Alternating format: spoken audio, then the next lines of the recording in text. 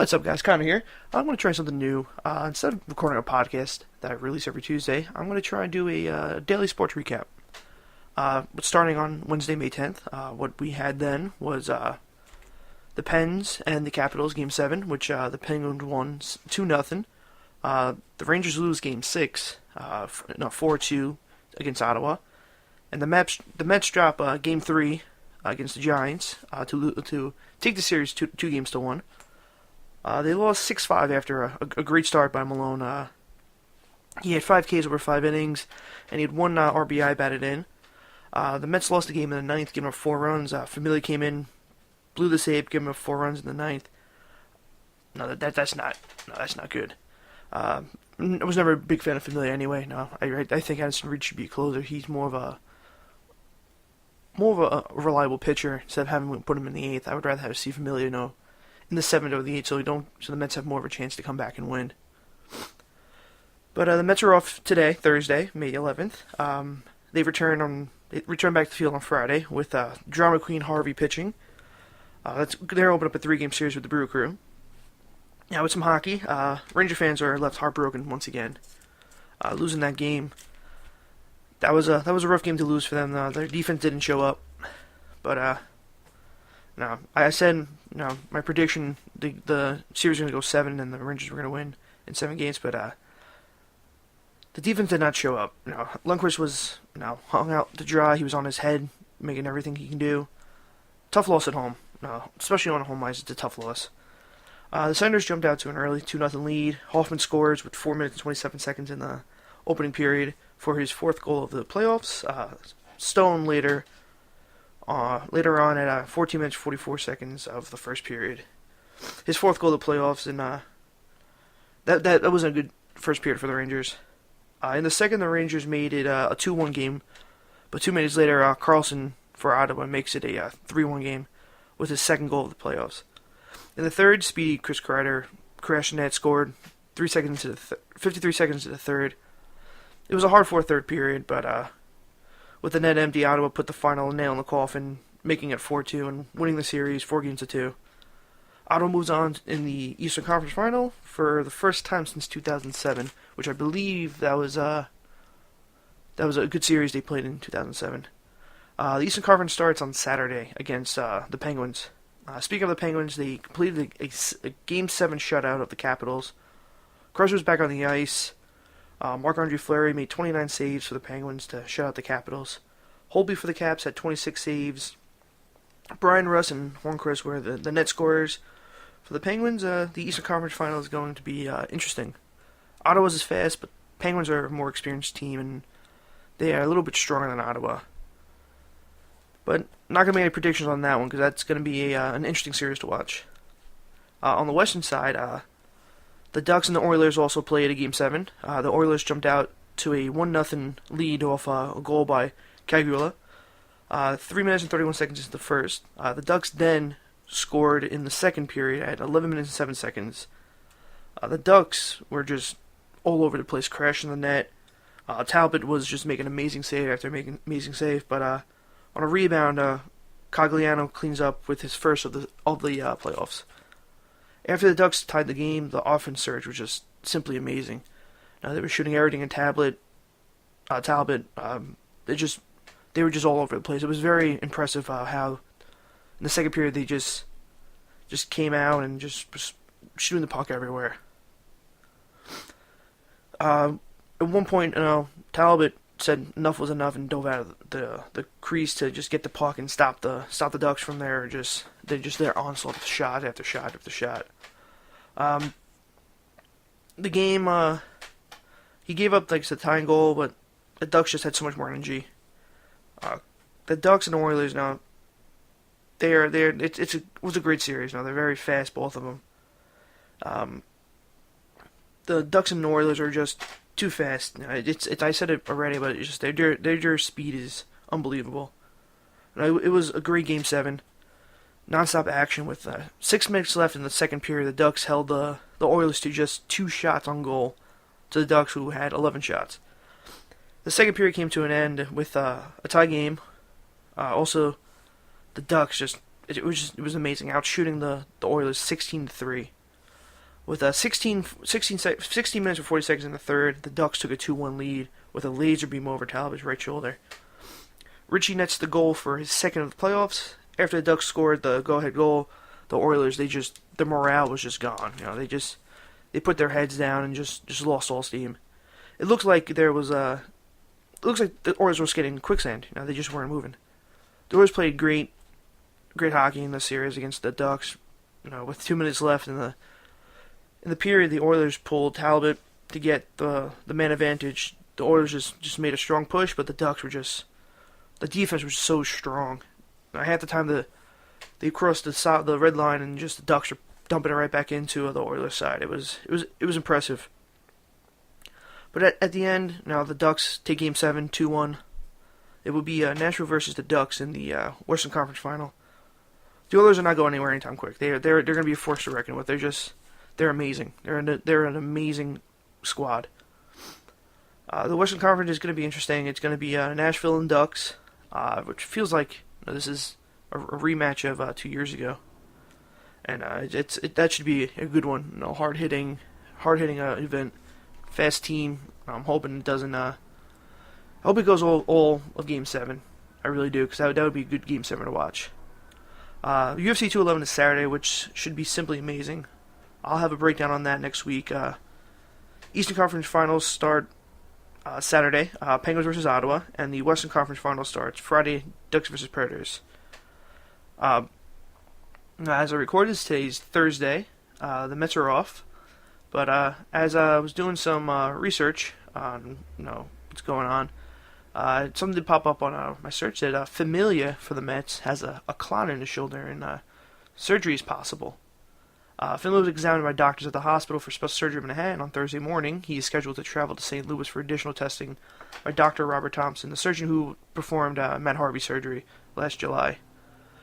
Familia has completed 3 saves and has an ERA of 3.86 in 11 appearances since returning from a 15-game suspension from violating Major League Baseball's joint domestic violence and sexual assault and child abuse policy. It could be the reason why he blew that save on Wednesday. It's not saying why they went and checked him out, but Reed's going to be the closer for now. Less than a month, the team has lost the leaders of the rotation, which is Noah Syndergaard, the lineup, which was Yoenis Cespedes, and the bullpen, Familia. In addition to their injury list, they have Steven Matz, Seth Lugo, Lucas Duda, and Travis d'Arnaud. The Mets have not officially placed Familia on the disabled list just yet, but I have a feeling they'll do it before Friday's game in Milwaukee. And it sucks. Maybe that's why he blew the save, but I don't have a good feeling about Familia. He doesn't really make a lot of trips to the disables list, but he's too shaky for me to be a closer for the Mets. If the Mets want to go somewhere, they can't use him, and they need to do something by the trade deadline. Perfect example is in the World Series, how he was great all year, and then comes the World Series, he just was not completing his saves. It was really bad. And other sport news, not sure who are WWE fans, but I want to congratulate Daniel Bryan and Brie Bella on the birth of their baby girl. Some couple rumors after the Capitals Penguins game that I read. Alexander Ovechkin, which I call him, looks like he might be on the move this offseason. Also, Ilya Kovalchuk, if you guys don't remember, he played for the Devils. He retired and went to play for Russia. He's rumored to be coming back, which the rumor was confirmed by himself, that he will be returning to the NHL for the 2017-2018 season. Now, hopefully, I would love to see him, back with the Devils. He was a great addition for the Devils, and the Devils definitely need a veteran player like him, which they don't have right now. They got Zajac, but how much longer he's going to play? But I would really love to see Ovechuk and Ilya on the same team for the Devils. That would definitely help out their offense. Now, not for playoffs though, because then Mr. Alexander Ovechkin won't be doing anything, which he did absolutely nothing. He was dropped into the third line, which is just absolutely awful. He plays great all season long, and then he's dropped down. That's just horrible. Now on the Yankees side, looking at their schedule today, they play at 7:05 against the Astros. They were off yesterday.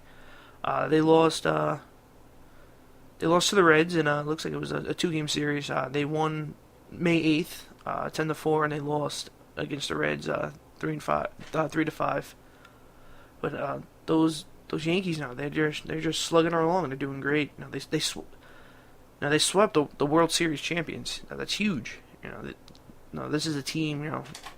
The Cubs that won 100 games last year, and they just swept them, which was it's big for the Yankees because they weren't supposed to be doing that well this year. With all the young players they had, but can't complain. They're holding their things down, which I'm happy to see for Yankee fans. Now with the Mets, I'm hoping the Mets do something. They got to do something now. If they want to see the playoffs again, they have to do something. With Cespedes being down, there has to be someone out there. David Wright's still down. Third base has been covered by a bunch of different people. They got to do something for third base, just so if David Wright does come back. Looking at the trade rumors, there's really nothing out there, which is funny. When Harvey was first suspended, Adam Wilk, who pitched for Harvey, was released and claimed on waivers by Twins, which was pretty funny because he pitched pretty good. He pitched really good, and they just said, nah, never mind. And looking here again, Tommy Malone is actually from the Brewers, which I'm just looking online now, looking at the trade rumors. No, it kind of sucks. The Mets, brought that one kid in and then just let him go real quick, which I'm sure has to hurt, your feelings. Well, not really feelings. I would say maybe have to hurt your pride. 3 days ago, the Mets to recall Gavin Cincinnati. I've never even heard of him. So hopefully that can help out with some depth on the bench. Once again, looking over, looks like Jonas Cespedes is nearly ready to begin baseball activities and could be back in 2 weeks, which would be awesome. Because we definitely need a big bat like that. But other than that, that's what's going on in the sport world from yesterday. Today's Thursday, May 11th. So hopefully we'll have a sport recap for tomorrow. I'm going to try to make this an everyday thing, almost like an ESPN kind of thing, because it's fun recording stuff, when you're sitting by yourself and you're bored and you're watching all these sports. It's a good thing just to sit down and record. But today, let's see what's on the schedule today. No hockey games are going on today. That's all over. I'm sure basketball has something going on. Like I said, I don't follow basketball. I don't know anything about basketball. But for people who might listen, I'll go over a couple things, see what I can find. Today, Spurs Rockets, 8 o'clock p.m. on ESPN. This is Game 6, with Spurs leading 3-2. Last night was Warriors Celtics. Celtics beat the the Wizards. Wizards and Celtics. Celtics beat the Wizards 103-101. Boston leads the series 3-2. I know the Warriors did sweep the Jazz. We're talking about the Warriors. They'll be going to the finals for I think the third year in a row. And let's see what else is there. I think the Cavaliers are moving on as well, which is no surprise there. The Cavs with LeBron which is a really good team. The Cavaliers swept the Raptors. All right, well, that's news to me. I don't follow basketball. I was never a big fan of it. And then Friday, May 12th, we got Celtic Wizards. That's Game 6. Saturday, there's nothing going on Saturday. And Sunday, Game 7 if necessary, Rockets Spurs. And then that seems like that's it until the finals start, which doesn't look like anything just yet, but I'll keep you guys updated for that. Couple things going on with football. Cardinals cut linebacker Washington after reinstatement. Wide receiver Royal was released by the Bears after 2 seasons. The Eagles VP, no signs. Graham unhappy with the deal. that's pretty much it. Nothing in football world going on. But just to wrap this up, now like I said, UFC is this weekend. I'm gonna be watching it. I'm gonna try to pay attention, without me getting excited, because it's gonna be a great card. I'm hoping to see some great fights. I don't want a 1-2-3 ending to the main event. I hope that goes to a decision. That should be a good fight. But I'll be back here tomorrow with updates on today's sports. Probably be a little bit shorter because there's really not too much going on. The Mets are off. The Yankees are playing. Hockey has their team, so they don't start up till Saturday and Friday. But it should be interesting. This last 4 games before they go to the Stanley Cup. Excited. Hockey's a great sport. Gonna be upset when it ends, but you got football coming up right after that, so I can start getting some mock drafts going. But this has been Kaka's. I'm calling this Kaka's Daily Sport Recap. I might change the name, but please check back. My podcast comes out every Tuesday on SoundCloud and YouTube, and I'll talk to you guys later. Thank you.